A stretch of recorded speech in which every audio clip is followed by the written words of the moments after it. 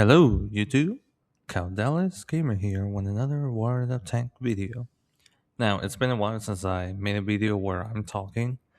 I know I've been uploading a bunch of Stellar Blades and Arc Raiders, but I've been having issue with video editing software. I don't know why, but my computer is all glitching out, and I'm trying my best to see what I could do to fix it. I have a very well made computer, and I love this computer. This computer served me very well, especially in the gaming stuff.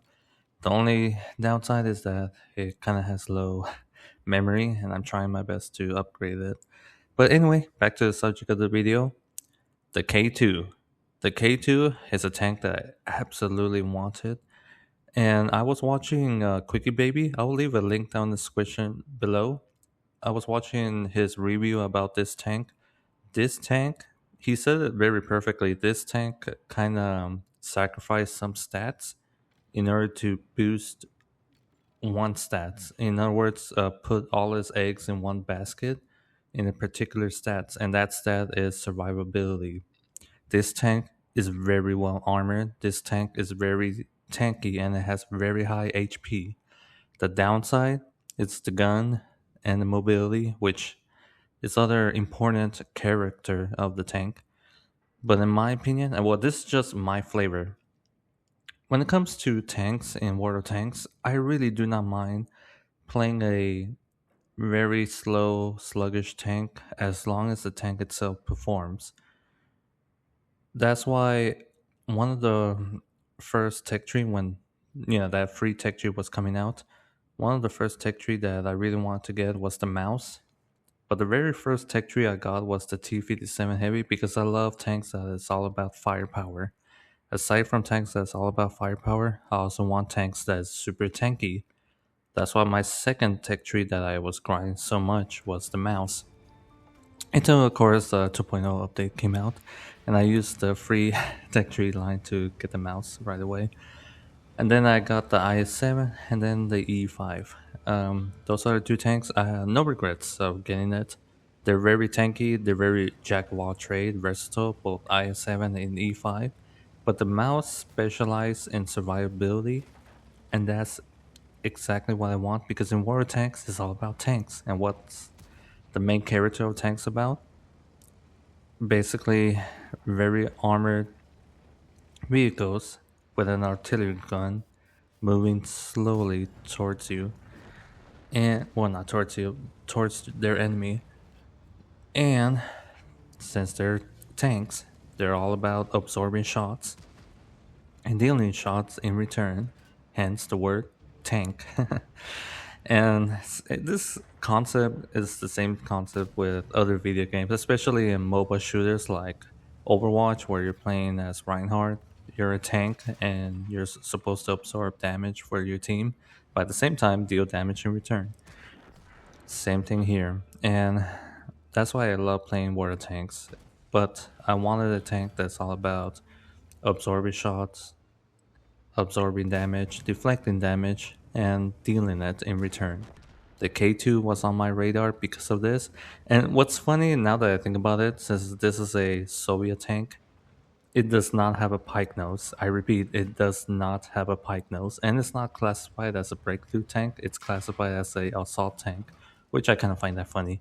But yeah, I sort of the best way I could put it, I don't hate pike nose tanks. It just the pike nose tanks is very hard for you to angle your tank properly because I learned how to angle tanks properly with the KV tank, which is a tier 5, and the Tiger tank, which those tanks, if you guys think about it, they're designed to angle your tank and side scrape.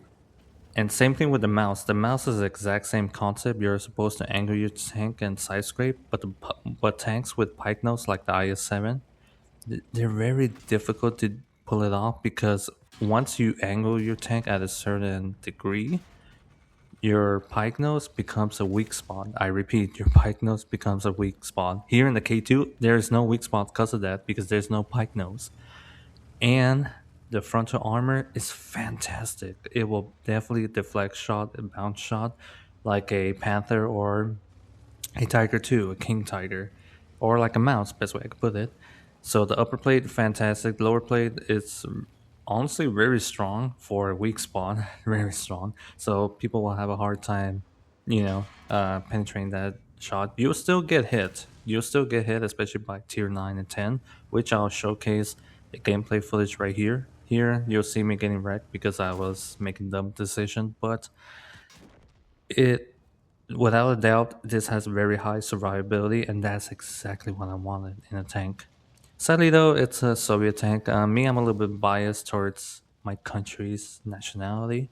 In other words, I want more American tank, especially American viable heavy tanks. But Wargaming, I get it. Since it's a Russian company of a Russian video game, they're kind of a little bit biased towards their own country, which I get it. I get it. But overall, this tank, the K2, I really wanted it, and I'm glad that I have it.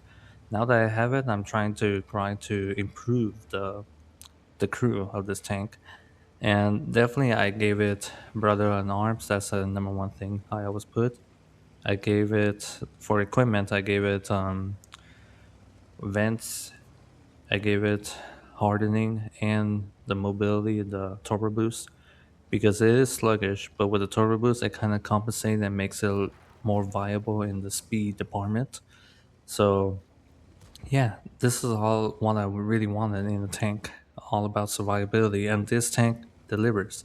The downside of this tank is, of course, the gun is very inaccurate and it's very hard to properly shoot somebody medium range, but it still does its job. It still delivers damage. As long as it performs, that's what I care about. Just like the mouse. The mouse, it is sluggish, its gun is mediocre, but it does perform. And it places strength very well, especially if you know what you're doing as a mouse player. And I love it. That's why I love the heavy mouse. I love the Transrate. And the K2 is basically that version, but the Soviet Tier 8 version of it. Well, guys, I'm gonna end it here because I feel like I'm ranting up. But stay tuned. I'm gonna make more videos. I'm gonna post more Stellar Blade. I'm gonna finish posting Stellar Blade video, and I'm also gonna post more Arc Raiders videos. Thank you guys for listening, for watching. Like and subscribe, and please leave a comment down in the comment section below. I'd love to hear your thoughts. And more importantly, when it comes to tanks, what kind of tanks are you looking for, especially in a premium tank? Let me know. I would love to hear your thoughts. Dallas Gamer over and out.